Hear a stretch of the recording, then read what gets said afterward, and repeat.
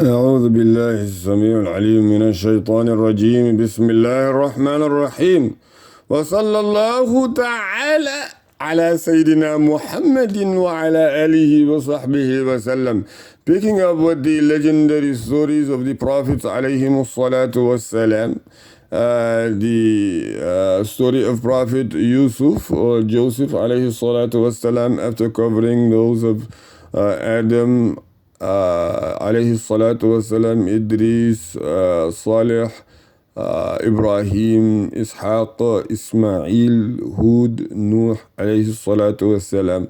And now we're in the middle of the Prophet Yusuf عليه الصلاة والسلام on page number 149 with your humble orator Muhammad Israel. And this is the aftermath of the king's dream. The king awoke frightened, shocked, and depressed, not knowing what all this meant. He sent for the sorcerers, priests, and ministers and told them his dream. The sorcerers said, "This is a mixed-up dream. How can any of that be? It is a nightmare." The priest said, "Perhaps his majesty had a heavy supper." The chief minister said, "Could it be that his majesty was exposed and did not draw the blanket up at night?" The king's gesture said jokingly. "His majesty is beginning to grow old, and so his dreams are confused." They reached an unanimous conclusion that it was only a nightmare. The news reached the cupbearer. He collected the dream he had in prison and compared it to that of the king's dream, and therefore Joseph came to mind. He ran to the king to tell him about Joseph, who was the only one capable of interpreting the dream. The cupbearer said, "He had asked me to remember him or to mention him to you, but I forgot." The king sent the cupbearer to ask Joseph about the dream. Joseph interpreted it for him, saying, "There will be 7 years of abundance. If the land is properly cultivated, there will be an excess of good harvest, more than the people will actually need. This should be stored. Therefore, 7 years of famine will follow. Thereafter, 7 years of famine will follow. More than the people will follow, during which time the excess grain could be used." Moving it along now to the next page, he also advised that during the famine they should save some grain to be used for seed for the next harvest. Joseph ﷺ then added, "After 7 years of drought, there will be a year during which water will be plentiful. If the water is properly used, grapevines and olive trees will grow in abundance, providing plenty of grapes and olive oil." The cupbearer hurried back with the good news. The king was fascinated by Joseph's interpretation. Almighty Allah Jalla Jalaluhu narrated this incident, and he said, and I quote, "And the king of Egypt said, Verily I saw in a dream 7 fat cows, whom 7 lean cows were devouring, and 7 green ears of corn, and 7 others dry. O notable, explain to me my dream, if it be that you can interpret the dream." They said, "Mixed up false dreams, and we are not skilled in the interpretation of dreams." Then the man who was released, one of the 2 of them who were in the prison, now at the length remembering the situation in the prison, said, "I will tell you its interpretation." So he sent me forth. He said, "O Joseph, the man of truth, explain to us the dream of 7 fat cows, whom 7 lean ones were devouring, and of 7 green ears of corn, and 7 others dry, that I may return to the people, and that they may know." Joseph said, "For 7 consecutive years you shall sow as usual, and that the harvest which you reap you shall leave in ears, all except a little of it which you may eat. Then will come after that 7 hard years, which will devour what you have laid by in advance for them, all except a little of that which you have guarded, meaning stored. Then thereafter will come a year in which people will have abundance rain, and in which they will press wine and oil. Of course, wine back then was permissible. The king was greatly astonished. Who could this person be? He commanded that Joseph be set free from prison and presented to him immediately. The king's envoy went to fetch him right away, but Joseph refused to leave the prison. We would never have this in America. Why is he refusing to leave the prison, eh? Unless his innocence was proven. Oh, they have to prove his innocence because he does not want to just come out without there being clear evidence of his innocence. Perhaps they accused him of cutting the lady's hands or of trying to rape them. Perhaps any other false accusations may come up later on. We do not know exactly what was said to the people to justify Joseph's sentence to prison in the first place. The envoy returned to the king. The king asked him, "Where is Joseph? Did I not command you to fetch him?" The envoy replied, "He refused to leave until his innocence is established regarding the ladies who cut their hands." The king ordered, "Bring the wives of the ministers and the wife of the chief minister at once." The king felt that Joseph had been harmed unfairly, but he did not know exactly how. The wife of the chief minister came with the other ministry wives. The king asked, "What is the story of Joseph? What do you know about him? Is it true that one of the ladies and went on.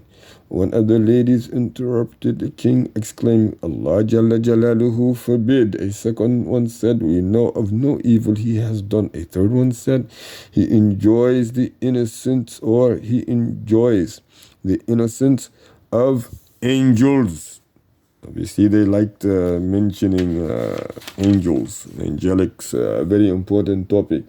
The eyes of everyone turned to the wife of the chief minister. She now wore a wrinkled face and had lost weight. She had been overwhelmed by sorrow over Joseph while he was in prison. She boldly confessed that she had lied and he had told the truth. "I tempted him, but he refused," she said. She confirmed what she said, not out of fear of the king or the other ladies, but for Joseph to know that she had never betrayed him during his absence, for he was still in her mind and soul. Of all creation, he was the only one she cared for.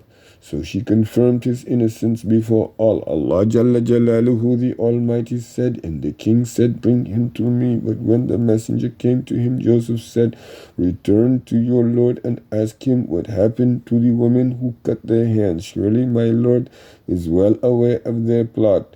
The king said to the woman, "What was your affair when you did seek to seduce Joseph?" The woman said, "Allah forbid, no evil know we against him." The wife of the Aziz said, "Now the truth is manifest to all. It was I who sought to seduce him, and he is surely of the truthful." Then Joseph said, "I ask for this inquiry in order that the Aziz may know that I betrayed him not in secret, and verily Allah guides not the plot of the betrayers, and I free not myself from the blame. Verily the human self is inclined to evil, except when my Lord bestows his mercy upon whom he wills. Verily my Lord is all forgiving, most merciful." Reflecting on these ayahs suggested that she had turned to Joseph's religion, monotheism. His imprisonment was a great turning point in her life. After this, the Quranic style neglects the story of the chief minister's wife completely. We do not know what happened to her after she gave her clear evidence, yet still there are legends about her. It has been said that after her husband died, she did marry Joseph, and behold, she was a virgin. She confessed that her husband had been old and had never touched women. Other legends said that she lost her sight. Weeping for Joseph, she abandoned her palace and wandered in the streets of the city. That is a very popular one. There's a long series on the YouTube with that.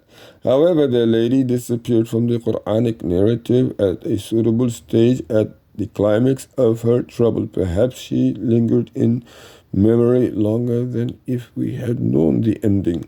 The king informed Joseph that his innocence was established and ordered him to come to the palace for an interview. Allah Ta'ala give us better than, being called for an interview, just a position, inshallah. But Yusuf was the most honorable of human beings. The king recognized his noble qualities. When Joseph ﷺ came, the king spoke to him in his tongue. Joseph's replies astonished the king with his cultural refinement and wide knowledge. Then the conversation turned to the dream. Joseph advised the king to start planning for years of famine ahead. He informed him that the famine would affect not only Egypt, but the neighboring countries as well. The king offered him a high position. Joseph asked, there's a nice position right there. Joseph asked to be made controller of the granaries so that they could guard the nation's harvest and thereby safeguard it during the anticipated drought. By this, Joseph did not mean to seize an opportunity or personal gain, like I just did. Astaghfirullah. He merely wanted to rescue hungry nations for a period of 7 years. It was a sheer self-sacrifice on his part. Almighty Allah Jalla Jalaluhu says, and that king said, bring him to me that I may attach him to my person, meaning be my personal attaché. Then when he spoke to him, he said, verily this day you are with us, high in rank and fully trusted. MashaAllah. Joseph said, set me over the storehouses of the land. I will indeed guard them with full knowledge as a minister of finance in Egypt in place of Al-Aziz. So Al-Aziz, who was actually dead at that time. Thus, did we give full authority to Joseph in the land to take possession therein as when or where he likes. We bestow of our mercy on whom we please, and we made not to be lost the reward of al-muhsinun, the righteous doers who do so with intention of perfection and act upon that. The wheels of time turned. During the 7 good years, Joseph had full control over the cultivation, harvesting, and storage of crops. During the following 7 years, drought followed and famine spread throughout the region, including Canaan, the homeland of Joseph. Joseph advised the king that as his kingdom was blessed with reserved grain, he should sell grain to the needy nations at a fair price. The king agreed, and the good news spread all over the region.